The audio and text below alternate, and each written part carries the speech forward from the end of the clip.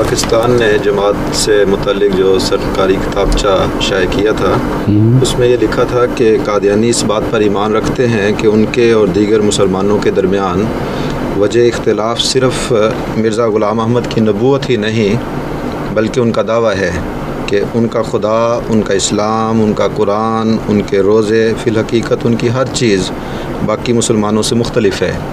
اپنی ایک تقریر میں وہ انہوں نے حوالہ دیا ہے کہ حضرت مسلم موعود نے اپنی ایک تقریر میں یہ ساری باتیں بیان کی تھیں۔ اس حوالے سے آپ کیا کہنا پسند فرمائیں گے؟ ٹھیک ہے، اس کے متعلق میرا تفصیلی خطبات کا سلسلہ ایک جاری ہوا تھا، جس میں حکومت پاکستان کے کتابچے کے ایک نقطے کا تفصیلی جواب دیا تھا۔ یہ جو سوال ہے یہ انہوں نے مختلف جگہوں پہ مشتہر کیا ہے، اور عامت الناس یورپ میں بھی یہی سمجھتے ہیں شاید کہ حضرت مسلم موعود نے یہ اعلان کیا تھا کہ ہمارا اسلام ان سے الگ ہے، ہر چیز الگ ہے، نماز بھی الگ، روزے بھی الگ، اور تاثر یہ دیتے ہیں کہ مراد یہ ہے کہ جو اسلام حضرت محمد رسول اللہ صلی اللہ علیہ وسلم کو اسلام تھا، جو آپ کا قرآن تھا، جو آپ کا خدا تھا، جو آپ کے روزے تھے، جو آپ کی نماز تھی، اس میں احمدی اقرار کرتے ہیں کہ ہم الگ ہو گئے ہیں۔ یہ بہت بڑا بہتان ہے، جانتے ہیں کہ جھوٹ بول رہے ہیں، اور حکومت پاکستان بیچاری کو اللہ رحم کرے، عقل دے، ان کے جس نمائندے نے بھی یہ کتابچہ تیار کیا ہے اس نے اصل حوالہ بھی الفضل کا نہیں دیکھا، جس میں وہ تقریر شائع ہوئی تھی وہی دیکھ لیتے تو ان کو سمجھ آ جاتی کہ یہ مولویوں نے بے وجہ الزام تراشی کی ہے۔ اس کا جو غلط عنوان علماء نے ان کو پکڑا دیا وہی شائع کر دیا ہے، حالانکہ الفضل میں نے نکلوا کے دیکھا ہے۔ حضرت خلیفۃ المسیح ثانی رضی اللہ تعالیٰ عنہ کی ایک تقریر جو جولائی 1931 میں ہوئی تھی اور اسی الفضل میں شائع ہوئی تھی، اس کا عنوان تھا حضرت خلیفۃ المسیح ثانی کی ایک تقریر، اور اس کی بجائے ایک نئے عنوان سے جس کو جو انہوں نے خود بنا لیا ہے کہ الفضل میں یہ اس عنوان سے تقریر شائع ہوئی کہ ہمارا باقی مسلمانوں سے، ہمارا اسلام باقی مسلمانوں سے مختلف ہے، حالانکہ اس قصے کا کہیں ذکر ہی نہیں ہے۔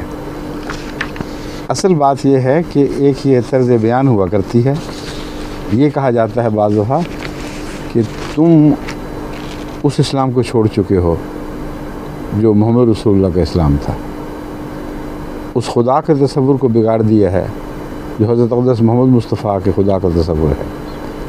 اس قرآن میں تم نے بعض ایسی باتیں قرآن سے ایسی باتیں اخذ کی جو قرآن کے منطوق کے خلاف ہیں، گویا قرآن کو بدل دیا، فرشتوں کا تصور بگاڑ لیا، جنت جہنم کا تصور بگاڑ لیا۔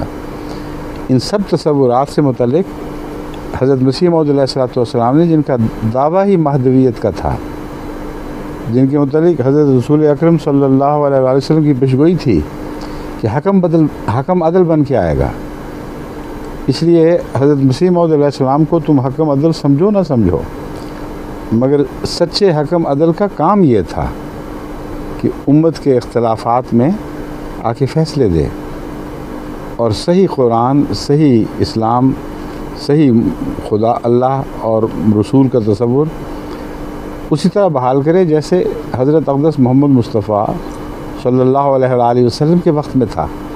یہ مضمون ہے اس ساری تقریر کا، اور ان لفظوں کو پکڑ کر کے ہمارا اسلام اور ہے، تمہارا اسلام اور ہے، ایک حیرت انگیز بہت مکروہ الزام جماعت پر لگا دیا ہے۔ وہ کہتے ہیں کہ لکھتے ہیں ان کا خدا، ان کا اسلام، یہ ہمیں یعنی احمدیوں نے اقرار کر لیا ہے، ان کا خدا، ان کا اسلام، ان کا قرآن، ان کے روزے، فی الحقیقت ان کی ہر چیز باقی مسلمانوں سے مختلف ہے۔ تم سب کی آپس میں مختلف نہیں ہے؟ یہ کیوں نہیں دیکھتے؟ 72 فرقے کو بن گیا اگر آپس میں مختلف نہیں تھی، اور ایسا اختلاف جس کا اس سے بہت زیادہ واشگاف لفظوں میں تم سب نے اقرار کیا ہوا ہے، بلکہ بڑا بھیانک اقرار کیا ہوا ہے، اور اس میں تو دوسروں کے اوپر کوئی ایسی الزام تراشی نہیں کی گئی۔ اپنے متعلق بتایا ہے کہ ہم تو وہی دین رکھتے ہیں جو رسول اکرم صلی اللہ علیہ وسلم کا یا قرآن کا دین تھا، لیکن جب آپس میں یہ ایک دوسرے سے بحثیں کرتے ہیں تو یہی باتیں اس سے بہت زیادہ بڑھا چڑھا کر اپنے متعلق بھی اور دوسروں کے متعلق بھی بیان کرتے ہیں۔ کہاں ہے انصاف پاکستان کا؟ کیوں ان باتوں کو نہیں اٹھاتے؟ ہم نے پیش کیا 1974 میں یہ باتیں پیش کی تھیں کہ دیکھو تم سب یہ کر رہے ہو، لیکن جب فیصلے سیاست پر ہوں گے، دین پر نہیں ہوں گے، تو پھر سارا نظام پر بگڑ جائے گا، پھر عدل کی کیا توقع ہو سکتی ہے؟ میں چند نمونے آپ کے سامنے رکھتا ہوں۔ سب سے پہلے تو ایک دیوان الشبیبی سے ایک عربی کلام میں سے کچھ ایک چند اشعار چنے ہیں، بہت دردناک ہیں لیکن کیسا واضح حقیقت کا اظہار ہے۔ الا لہت شاری ما ترا روح احمدہ اذا طالعتنا من علن او اطلتی الا لہت شاری ما ترا روح احمدہ۔ دیکھو میں تو یہ سمجھتا ہوں، میرا شعور مجھے یہ بتا رہی، کاش مجھے اس بات کا شعور ہوتا، ما ترا روح احمدہ اذا طالعتنا، کہ محمد مصطفیٰ کی روح جب وہ ہمیں دیکھے یا دیکھتی ہے، من علن بلندی سے، او اطلت ہی یا جھانک رہی ہو ہم پر، میرا ظن یہ ہے، مجھے کاش یہ شعور ہوتا کہ میں دیکھ سکتا کہ حضور صلی اللہ علیہ وسلم کیا سوچ رہے ہیں۔ واکبر و ظنی لو اطانا محمد، لیکن میرا ظن، غالب ظن یہ ہے کہ اگر آج محمد رسول اللہ ہم میں اتر آئیں، للاق الذی لاقہ من اہل مکہ تھی، ہم سے ان کو وہی تکلیفیں پہنچیں جو اگلے وقتوں میں اہل مکہ سے ان کو پہنچی تھی۔ عدلنا عن النور الذی جاءنا بہ، ہم تو اس نور سے منحرف ہو گئے ہیں جو ہمارے پاس وہ لے کے آیا تھا۔ کما عدلت عنہ قریش فضلت ہی، اسی طرح جس طرح قریش آپ کے لائے ہوئے نور سے منحرف ہو گئے تھے اور گمراہ ہو گئے تھے۔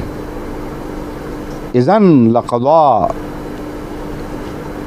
لا منہج الناس منہجی ولا ملت القوم الاواخر ملتی، افسوس وہ تشریف لائیں تو مان یہ فیصلہ دیں گے، خبردار اس قوم کی راہ، اس قوم کا مسلک وہ مسلک نہیں ہے جو میرا مسلک تھا۔ ولا ملت القوم قوم الاواخر ملتی، اور یہ آخرین کی، یہ آخر میں آنے والے لوگوں کی جو ملت ہے وہ میری ملت تو نہیں ہے۔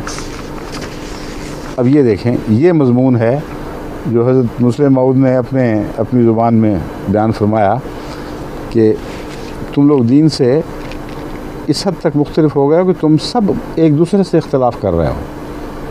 ہمیں اللہ نے وہی نور دوبارہ عطا فرما دیا، اور مہدی کا یہی کام تھا کہ آئے اور دین مصطفی کی اصل صورت کو اجاگر کرے، اس نور کی طرف واپس لے کے جائے۔ اس کو یہ کہنا کہ انہوں نے اپنے غیر مسلم ہونے کا اقرار کر لیا، حد ہی ہو گئی ہے تو ظلم کی، اور میں کیا کہہ سکتا ہوں اس پر۔ اور ڈاکٹر غلام جیلانی برق صاحب ہیں، انہوں نے ایک کتاب لکھی ہے اس موضوع پر، دو اسلام۔ وہ کہتے ہیں ہمارے ہر فرقے کا اسلام و قرآن الگ ہے۔ اس کو کیوں نہیں، اس بات کو کیوں نہیں عدالتوں میں پیش کیا گیا؟ اس پر کیوں نہیں اسمبلیاں بیٹھیں؟ کیوں ہر فرقے کو اس وجہ سے غیر مسلم قرار نہیں دیا گیا؟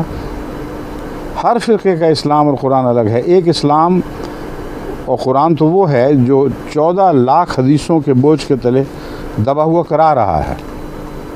اہل قرآن ہیں جن کو چکڑاوی بھی کہتے ہیں، کہ گویا حدیثوں نے قرآن کا نعوذ باللہ من ذالک ستیہ ناش کر دیا۔ کیسی خوفناک بات ہے۔ حالانکہ حدیثوں کی روشنی سے ہمیں قرآن پر عمل کرنا سمجھ آیا، حدیثوں نے قرآن کا وہ نور روشن کیا جو ہماری کمزور آنکھیں محمد رسول اللہ کی آنکھوں کی مدد کے بغیر دیکھ نہیں سکتی تھی۔ مگر خیر اس کو تو چھوڑیے۔ دوسرا وہ ہے جو مختلف فقہی سہولوں کے نرغے میں پھنسا ہوا بچ نکلنے کے لیے فریاد بھی نہیں کر سکتا۔ اور ایک تیسرا اسلام ہے جو حضرات اہل بیت کرام کی لکڑی اور کاغذ کے تازیوں کے ساتھ بندھا ہوا ہے، کوچہ و بازار میں سالانہ گردش کرتا نظر آتا ہے۔ ایک چوتھا اسلام وہ ہے جو استخفاں فروش مجاوروں اور پیر زادوں کے حلقے میں ہو حق کے نعرے لگانے اور حال و قال کی بزمارائی کے لیے مجبور ہے۔ مدت ہوئی مذہب اسلام کے نام سے حیدرآباد کی چھپی ہوئی کتاب دیکھی تھی جو کم و بیش 1000 صفحات پر مشتمل ہوگی۔ اس میں عجیب و غریب قسم کے بے شمار اسلام بتائے گئے ہیں۔ یہ کثرت اسلام ایک عالمگیر مرض ہے جس میں تمام مسلمانان عالم مبتلا ہیں، اور ہر خطہ ارض میں ہماری پستی و ذلت کا یہی واحد سبب ہے۔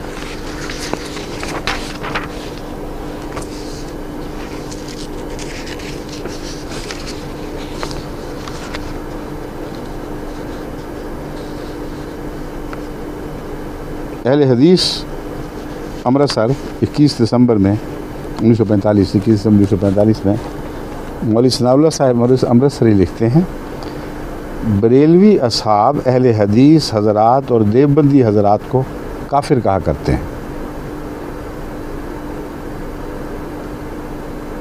کافر کہا کرتے ہیں، آپ اس پر ناراض نہ ہوا کریں۔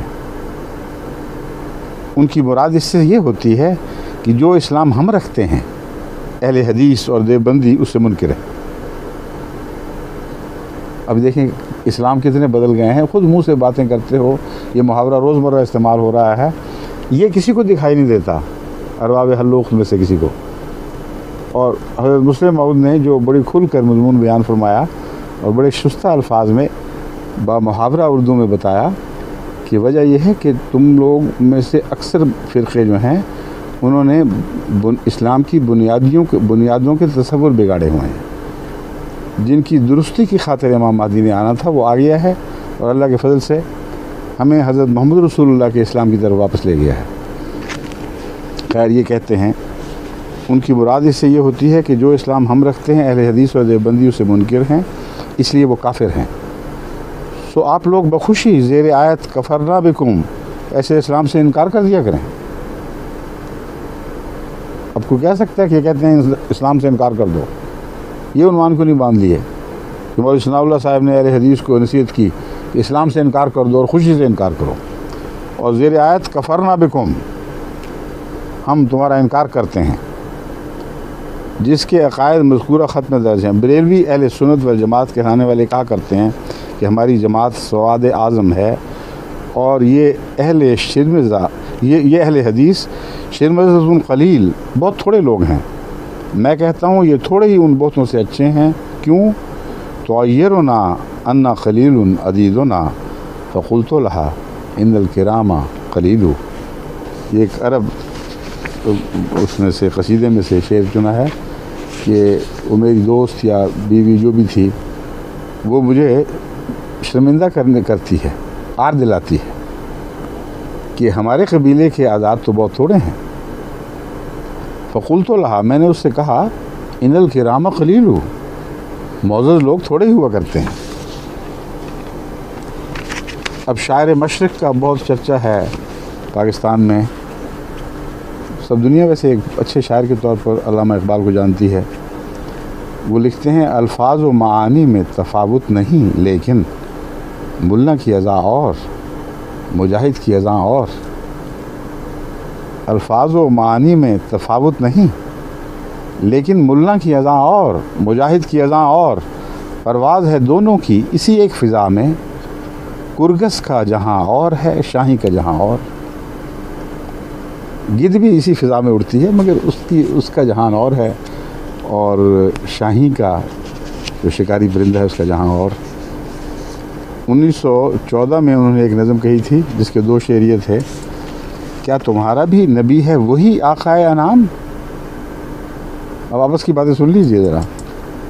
کیا تمہارا بھی نبی ہے وہی آقائے انعام؟ تم مسلمان ہو، تمہارا بھی وہی ہے اسلام؟ یہ بات جب حضرت مسلم موعود کہہ دیں تو ہر طرف آگ بھڑکانے کی کوشش کی جاتی ہے اور ان سب باتوں سے صرف نظر ہو جاتی ہے۔ تم مسلمان ہو، تمہارا بھی وہی ہے اسلام، اس کی امت کی علامت تو کوئی تم میں نہیں، ایک بھی علامت نہیں۔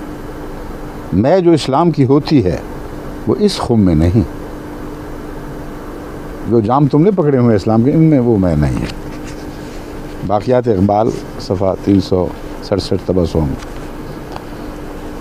عطا اللہ شاہ صاحب بخاری ان احرار کے بہت بڑے پیر ہیں، مرشد ہیں، جو زیادہ تر ختم نبوت والا ٹولہ کہلاتا ہے۔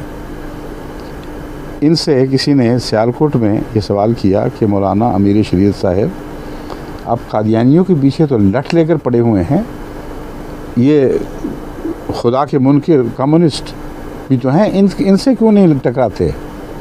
کمیونزم نے دنیا میں تباہی مچا رکھی ہے، خدا ہی سے لوگوں کو برگشتہ کر رہا ہے، اور ان سے آپ ٹکر نہیں لیتے۔ ان کا جواب سنیے، فرماتے ہیں کمیونزم کی ٹکر امپیریلزم سے ہے، کفر سے لڑتا ہے، اسلام سے اس کا کیا مقابلہ؟ لڑنے دو۔ لیکن اور ابھی بات ختم نہیں ہوئی، اور مقابلہ تو تب ہو کہ اسلام کہیں موجود ہو۔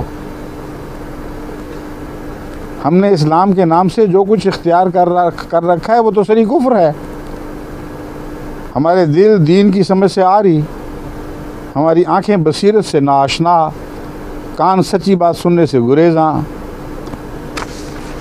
پھر کہتے ہیں بے دلی ہائے تماشا کہ نہ عبرت ہے نہ ذوق، بے کسی ہائے تمنا کہ نہ دنیا ہے نہ دین۔ کہ بے دلی دیکھو کہ نہ عبرت ہے نہ ذوق، نہ ہمیں عبرت حاصل کرنے کا سلیقہ رہ گیا ہے، نہ وہ آنکھ نصیب ہے، نہ اچھی باتوں کا ذوق ہے، اور ہماری بے بسی اور بے کسی دیکھو تمہاری تمنا کی کہ نہ دنیا ہے نہ دین، کچھ بھی نہیں رہا۔ پھر فرمایا میں کمیونزم سے کیوں ٹکراؤں؟ وہ کون سا اسلام ہے جس پر کمیونزم ضربیں لگا رہا ہے؟ ہمارا اسلام وہ تو ہے ہی نہیں لگانے تو ضربیں۔ ادھر یہ امپیریلزم سے لڑ رہا ہے، ادھر ایسے اسلام پہ ضربیں لگا رہا ہے جو اسلام ہے ہی نہیں، تو لگانے تو مجھے کیا فکر پڑی ہوئی ہے؟ احمدیوں کے پیچھے پڑنے تو وہ کیوں؟ پھر یہ تو مان گیا کہ احمدیت کفر نہیں ہے، پھر وہ کفر سے تو تمہیں لڑنا ہی نہیں، اور نہ تمہیں یہ مجال ہے، نہ اس کی طاقت ہے، نہ اپنے آپ کو اسلام کا نمائندہ سمجھتے ہو، تو پھر اسلام سمجھ کے لڑ رہے ہو گئے، اور تو کوئی دلیل باقی نہیں دی۔ پھر لکھتے ہیں بتوں سے تجھ کو تمنا، خدا سے نومیدی، مجھے بتا تو صحیح اور کافری کیا ہے؟ یہ اسلام جو ہم نے اختیار کر رکھا ہے، کیا یہی اسلام ہے جو نبی نے سکھلایا تھا کہ ہماری رفتار، ہماری گفتار، کردار میں وہی دین ہے جو خدا نے نازل کیا تھا؟ میں کہتا ہوں کہ گورنری سے گداگری تک مجھے ایک بات ہی بتلاؤ جو کہ قرآن اور اسلام کے مطابق ہوتی ہے۔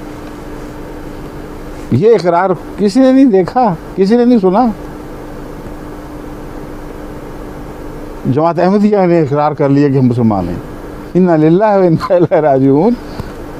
کون ان کو کان دے سننے کے لیے، کون آنکھیں دیکھنے کی دے؟ جو اللہ نے دی ہیں اس سے تو کام نہیں لے رہے۔ کہتے ہیں فکر کج، دماغ پریشان، احکام الہی سے انکار، اور پھر انکار پر اصرار۔ سکندر حیات نے کالرا بل بنوایا کہ جائیداد کا وارث بڑا لڑکا ہے اور لڑکیاں حصے دار نہیں۔ اصل بیچ پہ تان یہاں آگے ٹوٹی ہے۔ ہندوستان کی نمائندگی میں پنجاب کے ہر اہم مسلمان لیڈر کے خلاف جس حد تک ممکن تھا انہوں نے حزب اسرائی کی۔ قرآن کے 1.5 رکوع کے انکار کے باوجود ہم مسلمان، اور پھر اسلام کو کمیونزم سے خطرہ۔ ابھی سارے قرآن کا انکار کر بیٹھے تھے خود، اب سکندر حیات کی 1.5 رکوع کے انکار پر پھر غصہ آ گیا ان کو۔ کاش اسلام کا کہیں نظارہ ہوتا، کوئی بستی ہوتی جہاں اسلام ہوتا، اسلام بستا۔ ہمارا تو سارا نظام کفر ہے۔ قرآن کے مقابلے ہم نے ابلیس کے دامن میں پناہ لے رکھی ہے۔ قرآن صرف تعویذ کے لیے ہے، قسم کھانے کے لیے ہے۔ تقریر عطا اللہ شاہ بخاری، سیالکوٹ، احرار کانفرنس، منقول از اخبار آزاد، 9 دسمبر 1949۔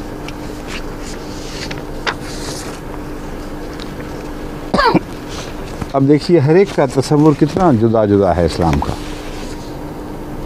اہل تشیع میں ذات باری تعالیٰ کا کیا تصور ہے، اس کا سنیے۔ تذکرۃ الائمہ صفحہ 91 پر لکھا ہے حضرت علی خدا ہیں۔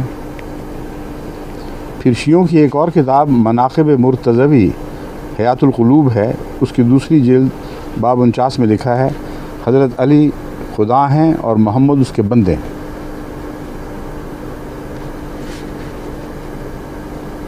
رسالہ نو رتن کے صفحہ 36 پر درج ہے حضرت علی فرزند خدا ہیں۔ حق الیقین مجلسی باب 5 میں یہ مضمون بیان ہوا ہے کہ حضرت علی جمیع انبیاء سے افضل ہیں۔ اب یہ میں باتیں بیان نہیں اس لیے نہیں کر رہا کہ آپ لوگ طیش میں آئیں تو جہالت ہے۔ دنیا میں ہزار لوگ ہیں، جو لاکھ ہیں، کروڑ اربوں ہیں، جن کے عقیدے بگڑے ہوئے ہیں۔ اب سب سے ٹکراتے پھریں گے، آپ کو کب خدا نے داروغہ بنایا ہوا ہے؟ اہل تشیع کو سمجھائیں، پیار سے بتائیں۔ آپ اگر سمجھتے ہیں کہ یہ باتیں شرک ہیں تو قرآن حدیث سے ان پر ثابت کریں، خدا کے واسطے دیں، خدا کی توحید کی قسمیں کھا کر ان سے کہیں کہ یہ باتیں درست نہیں ہیں۔ اس سے زیادہ آپ کو کوئی حق نہیں۔ محمد رسول اللہ سے کس طرح بڑھ کر آپ حق لے کر آئے ہیں آسمان سے؟ انما انت مسیطر لست علیہم، انما انت مذکر لست علیہم بمسیطر۔ اے محمد تو مذکر ہے، مسیطر نہیں ہے، خدائی فوجدار نہیں ہے۔ بس یہ میں باتیں کسی نعوذ باللہ من ذالک اس سپاہ صحابہ کے رنگ میں نہیں کر رہا، وہ ان باتوں سے اشتعال دلاتے ہیں۔ یہ باتیں ہم دیکھتے ہیں تو ہمارے دل میں ان کی ہمدردی پیدا ہوتی ہے۔ ایک آدمی جو غلط راہ پر چل پڑے اس سے کیا سلوک ہونا چاہیے؟ وہ سلوک جو حضرت محمد رسول اللہ صلی اللہ علیہ وآلہ وسلم فرمایا کرتے تھے، نئے سلوک ایجاد کرو گے تو خود بھی ہلاک ہوگے، لوگوں کو بھی ہلاک کرو گے۔ آپ فرماتے ہیں کہ جب میں لوگوں کو دیکھتا ہوں شرک کی طرف دوڑتے ہوئے اور میری بات نہیں سنتے تو میری حالت ایسی ہے جیسے کوئی لوگ آگ کے کنارے کی طرف دوڑے چلے جا رہے ہیں، بکٹر دوڑے چلے جا رہے ہیں، اور میں ان کے پیچھے آوازیں دیتا جاؤں، کبھی ان کو کمر سے پکڑوں، کبھی ہاتھ سے پکڑوں، ان کو کہتا چلا جاؤں خدا کے لیے ٹھہرو، اپنے آپ کو ہلاک نہ کرو۔ اگر سچی ہمدردی اسلام کی ہے تو ان حوالوں کو سن کر یہ رد عمل ہونا چاہیے، نہ کہ غیظ و غضب کی آگ اپنے سینوں میں بھڑکائیں اور دوسروں سینوں میں بھی آگ لگائیں، پھر خود آرام سے بیٹھ کے تماشا دیکھیں اور جلتے ہوئے دلوں کو دوسروں کے گھر جلانے کے لیے آمادہ کرتے رہیں اور وہ تماشے دیکھتے رہیں۔ یہ اسلام نہیں، یہی تو فرق ہے۔ اسی لیے حضرت مرزا محمود احمد صاحب نے اعلان کیا تھا کہ اگر یہ تمہارا اسلام ہے تو تمہارا اسلام اور ہے، محمد رسول اللہ کا اور ہے۔ بریلویوں کے عقائد سے متعلق اب سن لیجئے۔ مولانا احمد خان رضا بریلوی صاحب لکھتے ہیں، اولیاء کرام کے مزارات سے تصرف کرنا بے شک حق ہے کہ مزارات سے قبروں میں سے امور دنیا میں تصور کرنا اور کسی کو کچھ دینا اور کسی کے ہاتھ روک لینا یہ سب برحق ہے۔ یعنی قبروں پہ جاؤ، مردوں سے مانگو، برحق ہے کہ ان کے ہاتھ، مرے ہوں کے ہاتھ تمہیں عطا بھی کریں، تم سے کچھ روک بھی لیں۔ اور ایک آیت کریمہ سے جس میں بیان فرمایا گیا کہ کفار اہل قبور سے مایوس ہو چکے ہیں، مطلب یہ ہے کہ دوبارہ زندہ ہونے سے یہ مان رہے ہیں۔ کہتے ہیں جہاں یہ فرمایا گیا کہ اہل قبور سے کفار اہل قبور سے مایوس ہو گئے ہیں، اس کا یہ مطلب تو ہے ہی ٹھیک ہے کہ ان کے دوبارہ زندہ ہونے سے، مردوں کے دوبارہ زندہ ہونے سے، لیکن کہتے ہیں ہمارے علماء نے اس سے استنباط کر کے لکھا، علماء کا نام نہیں لیا، اس سے استنباط کر کے یہ لکھا گیا ہے کہ وہ سارے کافر ہیں جو مردوں سے، ان کی طاقتوں سے مایوس ہو چکے ہیں۔ یہ تفسیر بھی ہے۔ قرآن بدلا کہ نہ بدلا؟ یہ قرآن اور ہے، وہ قرآن جو ہمیں بتلایا گیا کہ وہ خالصتاً توحید کا کلام ہے، اس میں ایک ذرہ بھی توحید کے برخلاف نہیں، اس کا تصور ہی نہیں، سوچنا بھی گناہ ہے۔ اس قرآن سے یہ استنباط فرما رہے ہیں کہ یہ جو آیت ہے کہ کفار اہل قبور سے مایوس ہو گئے ہیں، ان کا مطلب یہ ہے کہ اس بات سے مایوس ہو گئے ہیں کہ اہل قبور کچھ عطا بھی کر سکتے ہیں، کچھ روک بھی سکتے ہیں۔ کہتے ہیں یہ چنانچہ قرآن کریم کی نص سری یہ بتاتی ان لوگوں کے نزدیک، یعنی جن لوگوں نے یہ تاریخ کی ہے تشریح، یہ بتاتی ہے کہ مردے اپنے تصرفات میں خدا تعالیٰ کے شریک ہیں۔ گویا لکھا گیا ہے کہ جو لوگ اس بات سے مایوس ہو گئے ہیں کہ مردے خدا تعالیٰ کے ساتھ اپنے تصرفات میں، خدا تعالیٰ کے تصرفات میں شریک ہیں، آیت کی تشریح یہ بنی گویا اس کا مطلب ہے کہ وہ لوگ لازماً کافر ہیں۔ اب بتائیں، یہ وہی اسلام ہے حضرت اقدس محمد رسول اللہ کا اسلام تھا؟ بریلویوں کے مشہور عالم دین حکیم الامت مفتی احمد یار خان نعیمی صاحب نے لکھا کہ ارشاد ہے مالا ینفعو کا ولا یضرو کا، اس سے مراد ہے کہ ان بتوں کو نہ پکارو جو تمہیں نہ فائدہ دیتے ہیں نہ نقصان، لیکن اولیاء اللہ تو تمہیں فائدہ بھی پہنچاتے ہیں، نقصان بھی پہنچا سکتے ہیں، اس لیے ان کو بے شک پکارو۔ ان کو کب منع کیا ہے پکارنے سے؟ پھر دیوبندیوں نے جو خدا کا تصور پیش کی ہے، ایسی خوفناک بحثیں ہیں کہ اعصاب ٹکڑے ٹکڑے ہو جاتے ہیں، چکنا چور ہو جاتے ہیں۔ ایسی خوفناک عبارتیں جو پڑھی بھی نہیں جاتی ہیں۔ ایک طرف توحید کے قائل اور بریلویوں کو کافر اور مشرک کہنے والے، دوسری طرف حال یہ ہے بس ہم نہیں مانتے کہ خدا کا جھوٹ محال بذات ہو۔ ہم یہ کبھی تسلیم نہیں کریں گے کہ اللہ بذات جھوٹ نہیں بول سکتا، ورنہ لازم آئے گا کہ انسانی قدرت خدا کی قدرت سے زائد ہو جائے گی، ورنہ ماننا پڑے گا کہ انسان کو خدا سے زیادہ قدرت حاصل ہے۔ انسان جھوٹ بول سکتا ہے، خدا کیوں نہیں بول سکتا؟ اس پر پھر لازماً بات آگے بڑھنی تھی اور بڑھ گئی۔ کہتے ہیں اب افعال قبیحہ کو قدرت قدیمہ حق تعالی شانہ سے کیوں کر خارج کر سکتے ہیں؟ یعنی ہر قسم کی گندی باتیں، بے حیائی، بعض تفصیلیں لکھی ہیں میں پڑھ نہیں سکتا، ایسی باتیں بھی جن پر قوم لوط پہ عذاب آیا، سب بکواس جتنی ہے۔ کہتے ہیں اگر ہم مان گئے کہ اللہ کو قدرت نہیں تو ہم گویا مان لیں گے کہ بندے کو خدا سے زیادہ قدرت ہے۔ جہالت کی حد ہے، اس کو قرآن کی طرف منسوب کر رہے ہیں اور الزام بریلویوں پر ہے کہ وہ مشرک ہو گئے۔ محمود حسن صاحب اخبار ایک مضمون لکھتے ہیں، تذکرۃ الخلیل مصنف عاشق علی میرٹھی، مدعوہ مشن پریس میرٹھ، صفحہ 86 سے یہ حوالہ لیا گیا ہے۔ 25 اگست 1899 کو محمود الحسن صاحب کا ایک مضمون اخبار نظام الملک میں شائع ہوا تھا، اس سے غالباً اس کتاب نے یہ اقتباس لیا ہے۔ کہتے ہیں چوری، شراب خوری، جہل، ظلم سے معارضہ کم فہمی ہے۔ خدا کی قدرت بندہ سے زائد ہونا ضروری نہیں، حالانکہ یہ کلیہ ہے کہ جو مقدور العبد ہے مقدور اللہ ہے۔ یعنی یہ قاعدہ کلیہ بنا لیا ہے کہ جو بندے کے اختیار میں ہے وہ خدا کے اختیار میں بھی ہے۔ اور پھر شیطان کو کہاں لے جاؤ گے؟ وہ بحثیں بھی آ گئی ہیں بیچ میں۔ حضرت عبدالقادر جیلانی کے متعلق قصے آپ نے سنے ہوں گے کہ کس طرح بدعتوں کے ڈوبے ہوئے بیڑے نکالے 25 سال پہلے کے، اور ایک بڑھیا بیوہ اپنے بچے کے لیے رویا کرتی تھی، تو دیکھتے دیکھتے 25 سال پہلے ڈوبا ہوا بیڑا باہر نکلایا، اسی طرح ہنستے کھیلتے تو دلہا، اس کی دلہن اور باراتی سارے حشاش بشاش باہر نکلا ہے۔ اگر یہ شرک نہیں ہے تو کیا ہے؟ اس لیے یہ اسلام ہے تو ہمارا اسلام الگ ہے۔ میں پھر کہتا ہوں الگ ہے، مگر تم سے الگ ہے، محمد رسول اللہ سے نہیں۔ محمد رسول اللہ سے اسلام الگ ہو تو اس دین بھی گیا، دنیا بھی، کچھ بھی باقی نہیں رہا۔ یہ بات کیوں نہیں بتاتے دنیا کو؟ یہ کہہ رہے ہیں ہم۔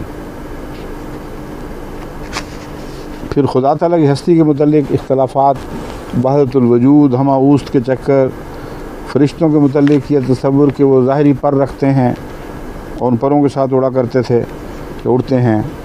یہاں تک اس سے بیان ہوئے ہیں کہ حضرت یوسف علیہ السلام جب پھینکے گئے، کنویں میں پھینکے گئے، تو جب وہ گرنا شروع ہوئے اس وقت حضرت جبرائیل علیہ السلام 7ویں آسمان پر تھے، اور 7ویں آسمان کا تصور بھی ان کا وہی مادی تصور کہ خدا وہاں تھا، وہ باتیں ہو رہی تھیں۔ اللہ تعالیٰ نے حکم دیا کہ فوراً جا کے بچاؤ اس کو۔ تو کہتے ہیں رفتار دیکھو کہ اس صورت سے گئے ہیں کہ کوئی دنیا کی سائنسدان اس کا تصور نہیں کر سکتا۔ گرنے سے پہلے پہلے اپنا پر نیچے رکھ دیا اور حضرت یوسف کو چوٹ لگنے سے بچا لیا۔ یہ تصور ہو گئے ہیں۔ قرآن میں نسخ کا عقیدہ صدیوں سے چلا آ رہا ہے۔ ایک زمانہ تھا علماء یہ مانتے تھے کہ 500 آیتیں قرآن کریم کی 500 دوسری آیتوں نے منسوخ کر دی، اور ہر ایک کا آپس میں اختلاف ہے۔ کسی نے کوئی آیت دوسرے کی ناسخ بیان کی اور کوئی دوسری آیت منسوخ ہونے والی بیان کی، کسی نے کوئی اور آیت بیان کر لی۔ وہ کتاب جس میں سورہ بقرہ کی پہلی آیت یہ کہتی ہے ذالک الکتاب لا ریب فیہ، یہ ہے وہ کامل کتاب، ایک ذرہ بھی شک اس پہ نہیں۔ اس میں ناسخ منسوخ کے چکر میں ساری کتاب کو مشکوک کر کے رکھ دیا۔ یہ عقیدہ بنا لیا گیا کہ قرآن کریم میں 10 پارے زائد تھے، 30 نہیں تھے، 40 تھے، اور پھر یہ عقیدہ بنا لیا گیا کہ وہ چونکہ حضرت علی رضی اللہ تعالیٰ عنہ کے مناقب میں تھا، اس لیے مسلمانوں نے یعنی سنی مسلمانوں نے حضرت عثمان رضی اللہ تعالیٰ عنہ وغیرہ نے اسے کاٹ کے الگ پھینک دیا، اس کی طرف توجہ نہیں کی۔ اور بعض کہتے ہیں لکھنؤ میں بعض کتب خانوں میں ابھی تک موجود ہے۔ پھر یہ کہتے ہیں کہ وہ قرآن کریم کی آیات جن میں حضرت علی کا وسیع ہونا قطعی طور پر ثابت تھا، وہ ایک بکری کھا گئی، اس لیے وہ اب دنیا سے نابود ہو گیا۔ ان سب تاریکیوں سے نکالنے کے لیے تو مہدی نے آنا تھا۔ جب وہ نکالتا ہے اور بتاتا ہے کہ تمہارا اسلام اور ہے، وہ اسلام جو رسول کریم صلی اللہ علیہ وسلم پر نازل ہوا تھا وہ اور تھا، چونکہ حضرت امام مہدی نے محمد رسول اللہ کی طرف ہی منسوب ہونا تھا۔ یہی کہتا ہمارا اسلام اور ہے، تمہارا اور ہے، یعنی ہم جو محمد کے بندے اور خدا کے بندے اور محمد کے غلام ہیں، ہم تمہیں پرانے اسلام کی طرف واپس لینے کے لیے آئے ہیں۔ اس پر تمسخر، جھوٹ، غلط فہمیاں دنیا میں پھیلانا، یہ کہہ دینا کہ جی خود اقرار کر بیٹھے ہیں کہ ہمارا اسلام اور ہے اور تم سب کا اسلام اور ہے، مطلب یہ ہے کہ وہ اسلام جو رسول اللہ سے ورثے میں ملا وہ تو تمہارا ہے اور ہم نے اور بنا لیا ہے۔ یہ نتیجہ نکالتے ہیں جو جھوٹ ہے۔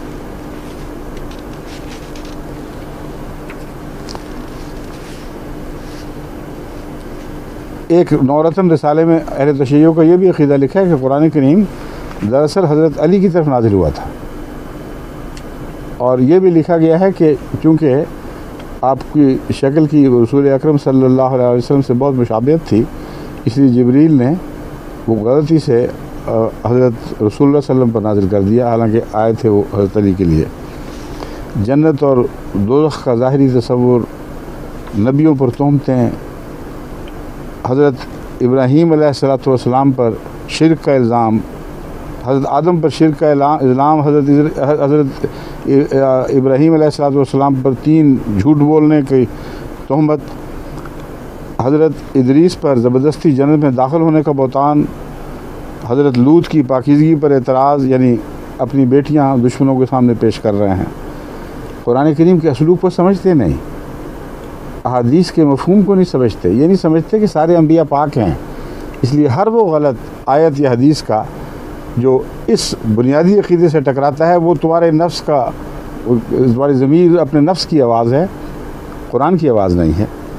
حضرت داؤد پر الزام کہ اپنے جرنیل کو مروا کر اس کی بیوی پہ قبضہ کر لیا، حضرت یوسف علیہ السلام کے متعلق لغو قصے، حضرت سلیمان کے متعلق کہانیاں کہ نماز چھوڑ دی اور گھوڑوں کی محبت میں نماز کا وقت ضائع کر دیا، سورج ڈوب گیا۔ یہ ہے وہ اسلام جس سے حضرت مسیح موعود علیہ السلام نے ہمیں بچایا، اور محمد رسول اللہ صلی اللہ علیہ وسلم کے اسلام، آپ کے قرآن، آپ کے فرشتوں کے تصور، آپ کے نبیوں کے تصور، آپ کے نماز، روزہ اور عبادتوں کے تصور، اور آپ کے جنت اور جہنم کے تصور کی طرف ہمیں واپس لے گئے۔ بس ہم تو اسی خدا کے غلام اور بندے ہیں جس خدا نے محمد رسول اللہ پر اسلام نازل فرمایا تھا، اور وہی ایک اسلام ہے جس پر ہم ایمان رکھتے ہیں۔ السلام علیکم ورحمۃ اللہ وبرکاتہ۔